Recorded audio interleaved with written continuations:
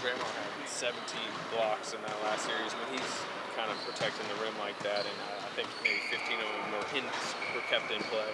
So how important is that for really the whole game? It's definitely important. Obviously, when you can control the paint, control the rim, that helps our defense. So he's been great all year, and I think the guys on the perimeter have been good as well, funneling drivers and guys that can shoot the three, funneling them to Draymond and making them finish over top. Um, and all our bigs been doing a great job. JaVale, Zaza, D-West. So we got to continue that if we want to win. You guys take pride in that. You led the league in shot blocks as a team this season, and you're doing it again in the playoffs. I mean, it was a team that was supposed to have rim protection problems kind of coming into the season. Who said that? Us. Exactly. But you take pride in, I guess, kind of proving that wrong and leading. I don't think it was about proving it wrong. I think we just, game by game, we're playing. There's a lot of shooters in this league now. A lot of teams that shoot threes, so you want to run them off the line. And, guys that normally can't finish, try to make them finish over top. And so that's just been the game plan. We've been doing a good job of executing it and meeting guys at the rim and making an extra effort to block shots, and it's been helping us out. How good do you feel physically right now, and do the days between the series really kind of help your leg and knee get closer to 100%? I feel great. Kevin, Mike's a guy who a lot of people feel like didn't necessarily get a fair shake in his previous head coaching jobs. Obviously, you don't like the circumstances, but is it nice to see him get another opportunity in this role? It's nice to see him back on the NBA bench again. Obviously, like you said, under these circumstances, it's a little unique and different. But Coach Brown knows what he's doing. He's been walking the sidelines for a long time, and he knows how to coach a team. So, but it's on the players that kind of execute, come to work every single day. So it has to be a good balance between both, and he understands that. And he's not doing it alone. The coaching staff's been great all year, and Coach Kerr's voice is, our message has been the same throughout the whole season. So, it's kind of easier when coaches kind of work together and they collaborate on so many things that portray it to the team. So, it's been a real group effort the whole season. Have you been watching the Jazz Clippers series, and does it make kind of the preparation tricky, still not knowing which of the two it'll be? I think I watched one game maybe. But these teams, both of them. We know what the Jazz do. We know what Clippers bring. But the small little details we haven't had a chance to go over between any team. But at the end of the day, we just got to be who we are. We got to come out with extreme passion, energy, effort, playing loose, but being disciplined on both ends of the floor. We'll go over the details once we figure out who we play. But the core of who we are is that we play hard, fast, loose, disciplined. We play together. Do you feel like you saw the real Jazz team? They were beat up a couple times in the last game. You guys had already clinched and didn't really play everybody. Yeah, we see the Jazz. We know who this Jazz team is. It's last couple years they've been the same team. Obviously, they got Joe Johnson now, who's been playing extremely well, but we know all these players in the league. We've been playing we got a lot of veterans, so we know what these players bring to the team. We know the coaching staff. We know the system. So, like I said, just the small details we have to go over, but it's not like they're a mystery at all to us. On a day like yesterday when you don't have practice, what do you do to just kind of take a load off and chill out? It's mind my business. You come in here on it? No, not at all. Yeah, I didn't come in yesterday, but yeah, I just kind of do my own thing. Do you still have? Do you still have rehab work they're doing, preventative type stuff on? No, I wouldn't call it rehab, but I do treatments and stuff. Okay. But we had a nice practice today and we scrimmaged today, so felt great.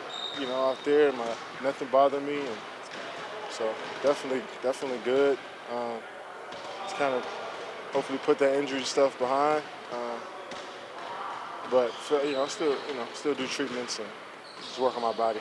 Has it worked out sort of ideally? The fact that you got to run Monday night and then still have a little more time to get back to perfect full strength. Yeah, I felt like I could have said, let me get another extra day to rest. But what does that even do? If I was ready to play, I wanted to go out there and play. just to be out there, no matter what, just to be out there. So it felt great.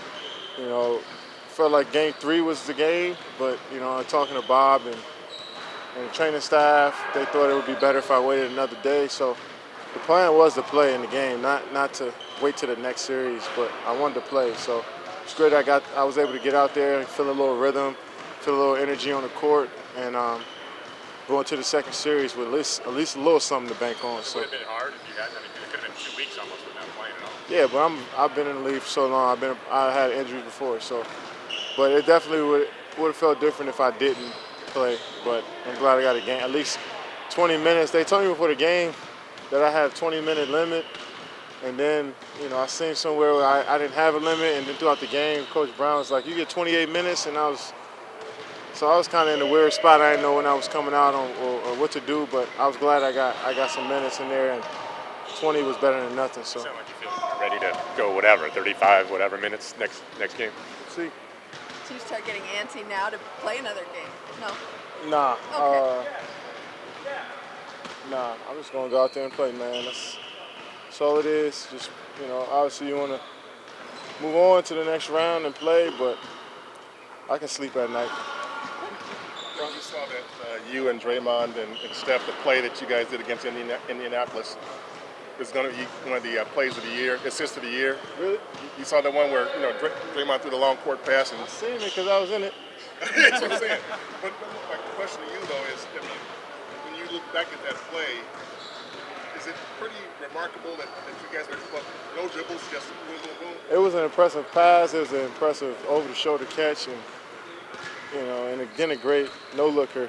And I had the easiest job, which is to jump up and try to dunk the ball. But the impressive play was the pass, the catch, and the pass behind the head. So glad I was a part of it.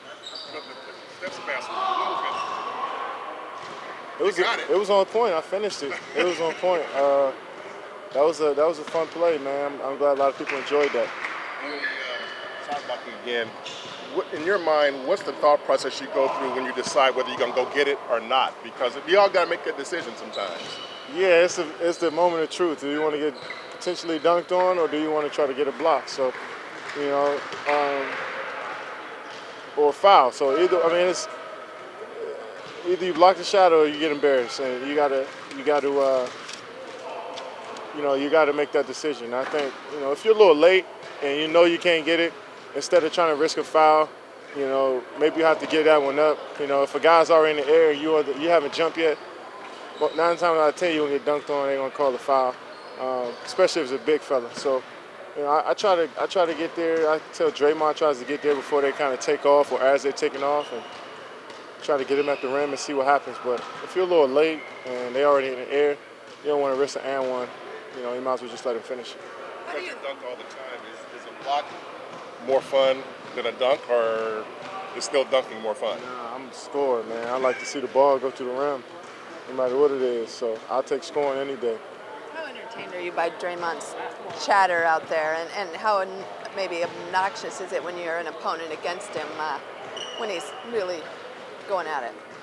I was raised, man, that if you weren't talking on the court, then something was going on. So, as a player playing against it, when I came into the league, that's when the Celtics had just got together, and Paul Pierce and KG and those guys talked bad to me as a rookie. I was 19, and they talked so bad to me, and I was talking right back, and it was just a fun exchange. That's what basketball is about. And I seen in the OKC game, they were talking. I think they got double text, and I was like, man, just play on. It's part of the game. That's what we started playing, to talk a little shit here and there. So, and Draymond is really good at it. There's a lot of guys in the league that's good. There's more guys that are quiet now than before, but shit talking is a part of the game, man. I love it. It's fun when you're on the same team with a guy that does it, and then when you're playing against it, it's even better as well because it brings the best out of you. Best thing Draymond said, do you remember? No, I don't like to. Okay. Tell. Nah. To keep that all in the lines. Okay. What happens on the court stays on the court? Yeah. Front row Giants game yesterday. How sweet was that with that weather too? Oh, it was a great day for some baseball. Weather was amazing. Giants didn't pull it out, but I had a great time, man. The weather was, man, it looks like it's going to be the same all week, hopefully. But yeah, the weather was great. It was fun. How many cupcakes? Clay says he plays better when it's sunny outside. Say it again? Clay said the other day that when the weather's good, he tends to be in a better mood and make more